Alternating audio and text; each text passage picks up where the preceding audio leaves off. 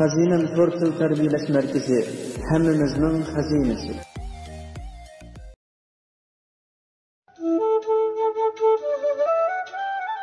Bir kuni bo'ri itni taklif qilib shundoq debdi. It adash, birlikda o'ynayli. Buni anglagan it titirgan holda javob beribdi. Yo'q bo'ri adash, meni yeb qo'yishingdan ansirayman.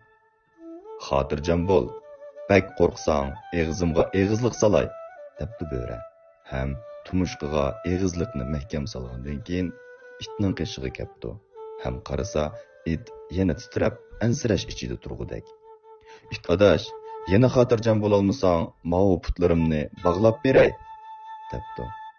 Bo'ri itni xotirjam qilish uchun putlarini bog'lab itga qarasa, it yana titrab turgudek. Yana nimaga titraysan? deb so'rabdi bo'ri jili bo'lib.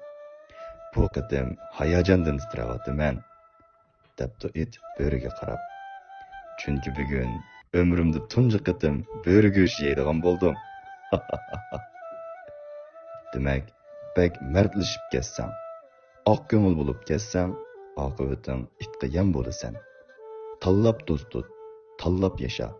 It mangu bo'rining xili emas. Minnatdorlikni bilmaydigan odamdan yiroq tur. Bundaq odam hamon bir kuni yaxshilikqa yomonlik qiladi.